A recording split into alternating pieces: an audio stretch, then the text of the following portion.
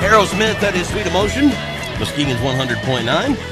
Andy O, it is 8:06 on your Thursday. It is a day filled with rain, some scattered clouds out there, and 100% chance of rain throughout the entire day today. So be ready for a wet one, right? Fall in Michigan, that's what we do. So what was it? Maybe 2 months ago or so, a local guy named Terry Nolan put this book out. It's called Reunion by Murder. And we had hoped to have the station on by the time that the book came out, but we just couldn't quite get there to get it on the air and get it ready. But Terry is taking a couple of minutes out of his schedule this morning to come in and talk a little bit about this book, Reunion by Murder. How are you, Terry? Thank you, Andy. Appreciate you having me on. Glad. Move right up on that mic. Okay. There you go. So let's talk about Reunion by Murder. Now, I should just say, for people out there that know, I've done some work with you to help publicize the book and get you around talking about this thing and all that kind of stuff. But that's not the reason we invited you in here today. The reason is that this book is really getting some bigger attention than did you even plan on this kind of attention coming? No, in fact, when I wrote the book, I think I wrote it for therapeutic reasons. Yeah. And after I wrote it, I had a few people read it, and they were telling me they thought it was really, really good and that maybe I should get it published. And yeah. So that's what I worked on doing. And then the book just kind of took off. People really liked it. I sent it to a friend of mine that I actually knew in high school, a guy who went to Montague High School, because he works for MSNBC and he's a writer. Yep. And I thought, geez, he's a writer. Maybe he could give me his thoughts on what about the book. Take a look. What do you think? Right. Yeah. And he ended up sending it out to a friend of his in Hollywood, and this guy loved the book. And next Tuesday, I'm flying to California, and I'm sitting down with a group of people about possibly making this book into a movie. No kidding. Yeah, I'm going to meet with a screenwriter because obviously it has to be written into a screenplay before it can ever be made into a movie. Right. And I'm going to meet with a literary agent out there because this guy thinks that my talent is capable of being published. And, I don't know anything about this. I just started out writing the book, like I said, for therapy. And therapy reasons. Now, correct. Give us the elevator speech, if you will, on the storyline of Reunion by Murder. Well, obviously, I mean, if you live in Muskegon, you're probably aware. I think I've had a pretty good career in terms of being a criminal defense attorney. Well, I mean, let's be honest. You've had the biggest career as far as being a criminal defense attorney in Muskegon. Well, it's huge. I appreciate that, and I've worked really hard at trying to be a good lawyer. But I also dealt with substance abuse issues over the years. Yeah. Well, I know that. I'm right there with you. Yeah. And so when I got arrested in February after a relapse, it was devastating. And I had met with a counselor, and he suggested that maybe I start writing, that was maybe an avenue I needed to pursue. Well, one of the biggest issues in my life, we talk about in recovery carrying a bag of rocks on your back, is this lack of a relationship with one of my two sons. It's been about 12 years since he's had any contact with me at all. And I didn't really want to write an autobiography and get into personal stuff with my family. And so I decided I could take all these issues of being a criminal defense lawyer and not having a relationship with my son and create a fictional story. Yeah. So this story, Reunion by Murder, is fact-based fiction, and it's the story of a retired lawyer who has not seen his son in 30 years. And a murder takes place in which the family has to call him back to the family because they need his help. Sure.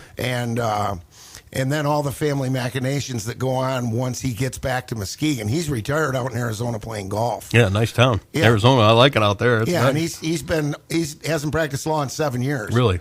Yeah. And so when he comes back, all this stuff starts happening, and then he gets sick, and he has to go over to the courthouse, and he finds a hotshot lawyer in the courthouse. And those two develop a relationship, and there's just a lot going on. There's a drug dealer that holds the key to finding out the truth of what happened with this murder. And then there's this mysterious guy out there who has this relationship with a drug dealer, and the two of them are tied to our main character and his grandson. And kind of that's the mystery and the story that goes on. And but it's all based right here in Muskegon. Now, do you use actual localities of places, or do you kind of twist it a little bit to protect the names and things like that? Well, I've had a lot of fun mixing facts and fiction. Yeah. And a person that I was working with from Metropolitan State University in Minnesota, because I didn't know anything about protecting myself legally, right? Even though I'm a lawyer, I don't know anything about that area of the law. She was telling me that if I'm going to use a real person, it should just be mentioning them. For example, I mentioned the Hearthstone, and it's my main character's favorite restaurant, and I mentioned that it's run by Frank and Gina Lister. They're not in the book. Okay. It's just a mention of them. Okay. Now, there is a lot of, there's a whole chapter of the book about a meeting at Joe's Bistro, which I had to change the name to Jimmy's Bistro, and instead of Joe Chan, it's Jimmy Chang. And, it's pretty close, so I'm having fun with that. Sure. But, no, most of the things in the book are real places in Muskegon. I use real streets. I use real areas. There's lots of facts about Muskegon in the book, and did research to find out some history. A lot, and this is just the first of a few. Right. The second book is called Cold Plate Justice, and I just finished the first edit, and that's now I've learned that that's called a treatment, and these people in California also have the treatment, and they've reviewed that, and they're telling me they think the second book is better than the first. No kidding. It makes sense because I learned a lot writing the first book, and hopefully I'm writing better, and I'm about halfway through the third book, which I've titled The Judge's Sentence. But I enjoy writing so much, I think I'm just going to keep writing. Yeah. You are, for lack of a better term, you are a newsmaker here in Muskegon. With your substance abuse problems over the past, the book coming out, everybody being excited about the book and excited about a great spotlight being put on the town and all that kind of stuff. Over the years, you've developed some detractors. That's correct. And how do you personally deal with people that, because and nobody, everybody knows this. I'm an alcoholic. I first got to know you in a certain club where everybody's anonymous. Correct. And so I've known you for a while, but I don't necessarily think that everybody gets the brunt of things that you do on a case of a relapse like you've had. How do you deal with the people that are out there just thinking and social media and all this kind of crap out there all the time? What a scumbag! How do you handle that? Well, I think in the past I didn't handle it very well. Yeah. But today I feel like I'm pretty spiritually fit. I'm pretty emotionally fit. I've worked really hard at this. Yeah. And one of the things I've learned is always to keep an attitude of gratitude. Yep. And so I'm grateful for those people. I'll tell you, they do two things for me when they write the negative stuff or, they have to voice their opinion. First of all, I'm glad that it's coming at me and not at someone else because I've got pretty broad shoulders and I seem to be able to handle it okay. Yep. And there's some people out there that don't handle that very well. So if they're busy working on me, they're leaving somebody else alone. Fair enough. That's number one. Number two, I'm grateful because one of the things that I've learned in my own journey in recovery is that when things are going really well, I've had a tendency in the past to let my program slide. Yeah. And those people are constant reminders to me that I have to get up every day and remember that the most important thing in my life today is my recovery. Sure. And we talked about that, Andy, before we went on the air this morning. From 5 to 6, that's my personal time to get myself ready for the day. Yeah. And, I stay in a great attitude. I'm going to, even though I'm suspended from the practice of law, I'm going to continue to work at Casel and Associates. Yep. And, Matt Casel, he's half my age, and he's my hero. He's my role model. Yeah. He's one of the most solid guys I've ever met in my life, and I think he's one of the greatest young lawyers in Muskegon.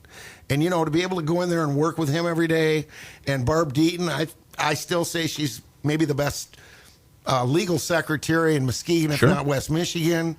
To be able to work with these people every day, it puts me in a good mood. And, I have a lot of freedom there, and I'm going to be able to write and they're my friends. So Sure. and I have my longtime girlfriend. I've got a great life today. Yeah. So what can they say that can knock me down? I hear you. And fortunately for me, it's 12 years, and I have not had what you would call a setback or a relapse or any of that kind of stuff. But here I am, 12 years sober.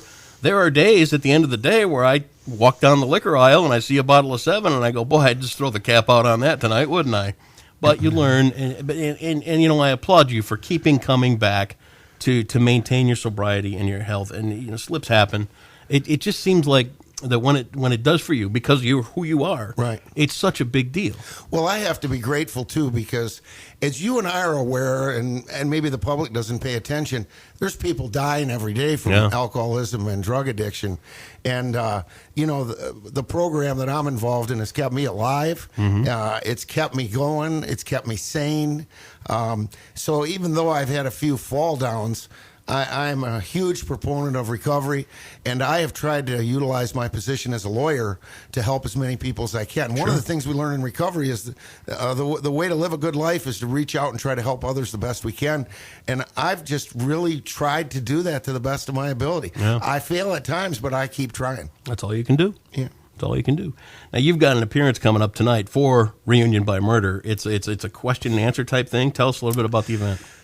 Well, it's special because one of the things that we're trying to do is to get the book moving out of Muskegon. Sure. I've sold hundreds of copies here in Muskegon, and the popularity of the book, I mean, the reviews that I've had from people who have read it have just overwhelmed me. Yeah. And these people, even in California that I'm talking to, say, you need to start doing what you can to get this book moving outside Muskegon. Yep. So what we're doing is Dave Loring from Loring Productions. Oh, I know Dave. Yeah, great guy. He's coming in with 3 cameras tonight, and we're making a YouTube video. Okay. And Karina Young, who has reopened the brew house, and I don't know if anybody, if your listeners out there have been in there since she took over. It is a really neat place. Right over on Seminole and Seaway Drive. Corner of Seminole and Seaway Drive. It's a great gathering spot. She has turned it into just, I don't know, I think almost kind of a trendy, upbeat place.